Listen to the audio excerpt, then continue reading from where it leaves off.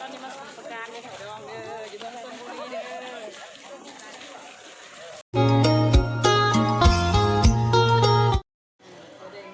สบายดีเนาะพี่น้องของปลายเนาะมาสุขสุขคนมัดสมองสบอนนะพี่น้องบัวว่าจะเป็นเอชีทาง USA เนาะแต่กับพี่น้องทางฝั่งไทยเนาะรวมทั้งพี่น้องทางประเทศลาวเนาะพี่น้องมือนี้คอยสวรรค์กันได้มีโอกาสมางานศพเนาะพี่น้องงานศพกับอยู่ใกล้กับใกล้เกาะเนาะก็คือที่เมืองชลบุรีนะพี่น้องเป็นงานศพของยายดองของเอื้อยของคอนสวรรค์นี่แล้วก็คือเจ้คนนั้นเนาะพี่น้องจังไรกะไปชมไปติดตามมาพร้อมกันเลยนะจังหน่อยนะพี่น้องตอนนี้เพิ่นกำลังสีเพื่อนศพมาปัสสาวะอยู่นะพี่น้องก่อนข่าวศพคลิปก็อย่าลืมกดไลค์กดแชร์ให้เขาเบาคอนออนทัวร์นำเด้อพี่น้องอันนี้ก็คือภาพบรรยากาศนะพี่น้องครับภาพบรรยากาศงานส่งสการเนาะงานส่งสการศพพี่น้องอยู่เมืองชลบุรีแขวงสวรรณเขตนะพี่น้องพี่ปัสสาวะก็จะอยู่ใกล้ๆวัดนี่เนาะคอนสวรรค์นี้ก็ได้มากับเพื่อนหรือว่าเจ้นี่แหละเนาะพี่น้องอันนี้กำลังย่างออกไปปัสสาวะอยู่เนาะ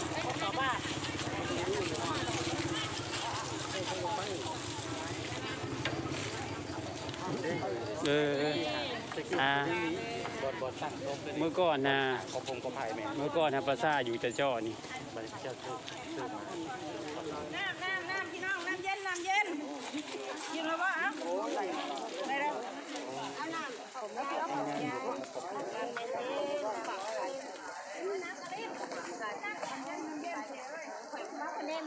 อันนั้นก็คือซุปเนาะที่ว่าเพิ่นเขามาปัสสาวะเนาะพี่น้องเว้ย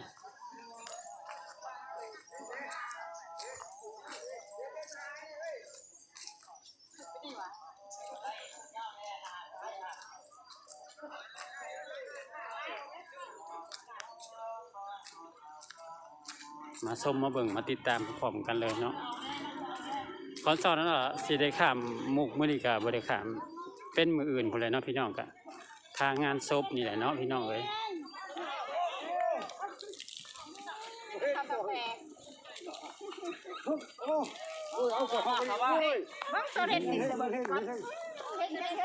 อันนี้คืองานศพอยู่เมืองชลบุรีแขวงสวรรณเขตเนาะพี่น้องเอ้ยแต่เป็นญาติพี่น้องนี่แหละตอนนี้มาสงกรานต์ในแถวดองเด้ออยู่เมืองชลบุรีเด้อ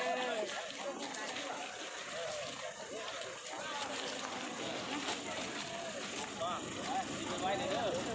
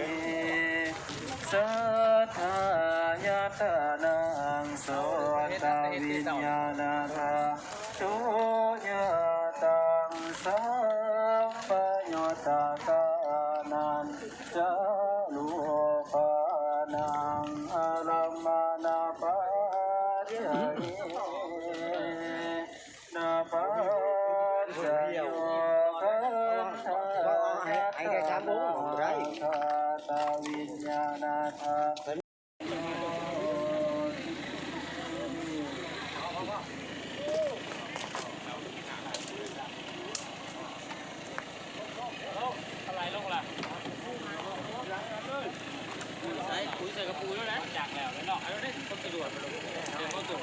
แล้วก็มาเป็นธนาคารแจกด้วยธนาคารกว่าดิคนกับโบราณพระใดเนาะพี่น้องก็มีแต่ญาติพี่น้องในเมืองชลนี่เลยเนาะแล้วก็พี่น้องคนใกล้เรือนเคียง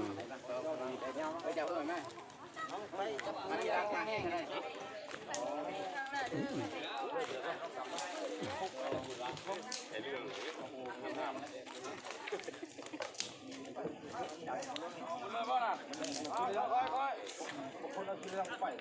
เชื่อบ่เห็นไหนไปเรื่องคนที่ทำคนทำเล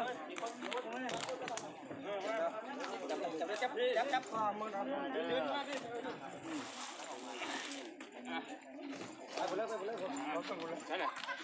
วันนี้ยังไปมึงเด้อนี่จับเตี้ยงกันไม่จั่วมายุ่งมือโตอะไรไม่ทานอะไรจั่วปวดไหมได้ละจั่วนะเอาไหมจั่วไหมนะปลาหูนะเนี่ยโอ้ได้เลยจั่วใหญ่เนี่ยเคยเด้อไอ้หมวกนะ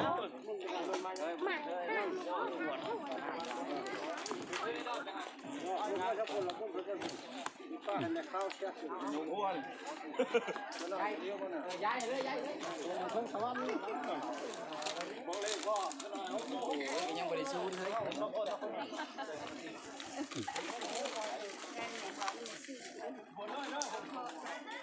น้ำลายน้ำอยู่บนเวที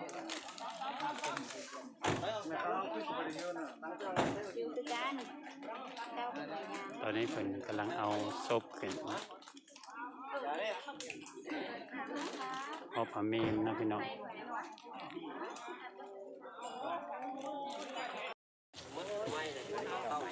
ใช่แล้วเป็นข้าวข้าวข้างเลยข้าวกระบอกมากระบอกกระบอกกระเบื้อง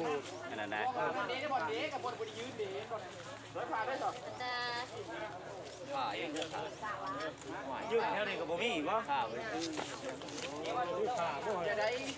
บริมีบ่ผ่าตรงไหนผ่าแล้วกระตาได้ผ่าเลยบ้องกันได้อันนี้ก็จะเป็นอยู่ที่ภาษาเมืองชนบุรีเนาะพี่น้องอยู่ภาษาเมืองชนบุรีนะคอนสอนเองก็ได้มาร่วมงานส่งสการศพพี่น้องเนาะก็คือแม่ดองของเจเพิ่นก็คือเอื้อยคอนสวรรค์นี่แหละเนาะ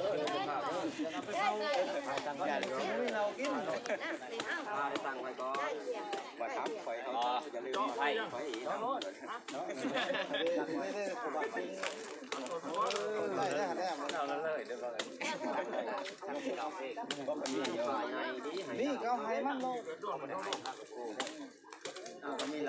นิจานุปกัมมัสสิลาวะตัสสะเนนะสัพพโนตัมเมสุเวยยะกิตังอิสัตุกะปะวัสยังปุระเรติวิชาสังฆาราอุปาทวายะตัมมิโลจิตวานิโรสันติเตสังโฆปัสสะโมสุโภนิตังสังฆาราอุปาทวายะตัมมิโลจิตวานิโรสันติเตสังโฆปัสสะโมสุโภนิตังสังฆาราอุปาทวายะติจามริสุจามริสเรตติวะหังมริสกินาติเมตาสังสายโย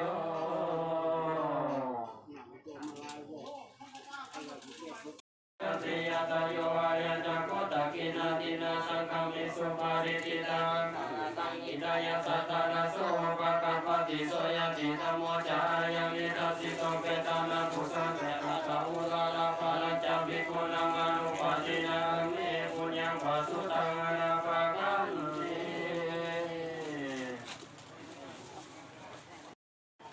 มึงกูบ้ามึงกูบ้าผมไปหาปียาน้ำเลย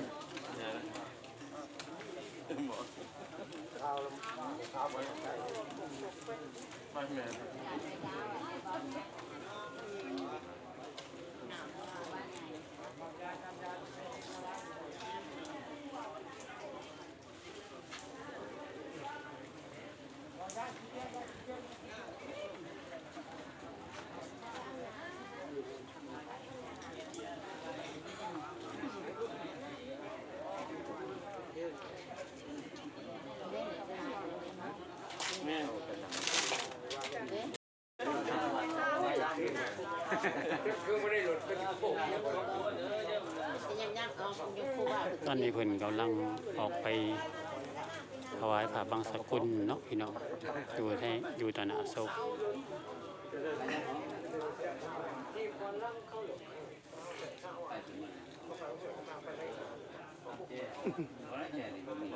ไม่ได้ฟังเลยไม่กล้าฟังเลยเขาก็ตั้งเขาก็ได้ เนี่ยสิมัน ค่อยๆออกมา บอกคนแรกเอาล้วน ถอยออก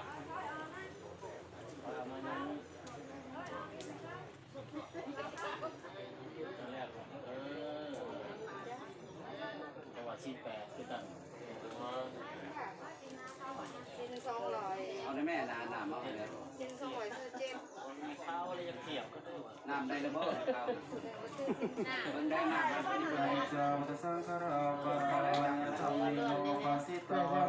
สัตติเตสังโฆปัสสะโมสุขอนิจจวัตสังฆราปะระวะยะธรรมิโนภาสิตวะเอโรสัตติเตสังโฆปัสสะโมสุขอนิจจวัตสังฆราปะระวะยะธรรมิโนภาสิตวะเอโรสัตติเตสังโฆปัสสะโมสุขสเปสัตตาปะติจามาริสุจามาริสะเรยะเทวะหังมาริสะมีนาติเมนะสัพพุกันกันสัพยะทุกขปัตตาสัริทุกขปัญญาปัจจายสัมมาทุกขปัตตาสัริสุตังทุกขะเทยะวะสัจจามิสัพพิซายันภะคะตกเทวะโมตันโชนิยสัพพุตตะปิหาสินาสังฆามิสุปาริจิตาเทนะตายะยะสัพพะ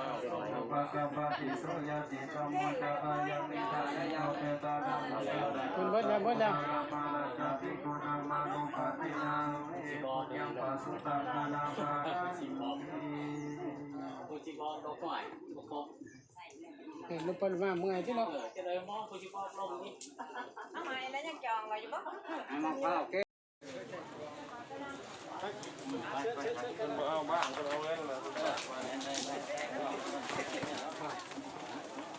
ได้เลย ตอนนี้จะเป็นขั้นตอนการวางเพลิงเย็นเนาะพี่น้อง ขออนุญาตอีกทีหนึ่งเนาะณโอกาสสุดท้ายนี้หน่อยเองขออนุญาตตั้งหน้าครอบครัวขอมอบขอบใจน้ำแก่ประธานที่มาร่วมงานชาปนกิจศพในวันนี้พวกเราเอง เกิดวันที่ทุกๆเด้อเดี๋ยว นอกจากคำอวยใจให้พรให้แขกประธานได้สมดังหวังและขอให้คนไทยเห็นทานจงเดินทางกลับบ้านด้วยความสวัสดิภาพขอให้ทานถึงไว้แล้วเด้อไปยังไงโหเปลี่ยนเลยโอ้แล้วที่จ่ายเขานี่ขอได้ประเสริฐตกได้ดูแลขอให้ประเสริฐแก่ทุกทานที่มาร่วมงานชาปนกิจศพ บอกเราตัวมันเกิดแล้วไหมบอกเอาตัว มันถึกลายยังเอาแล้ววะ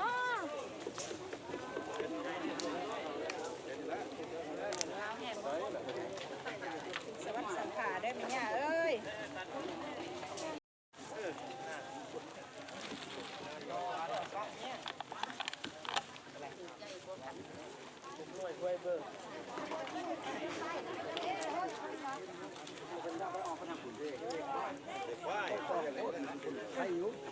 ขนาดอยู่ก็นอก อยู่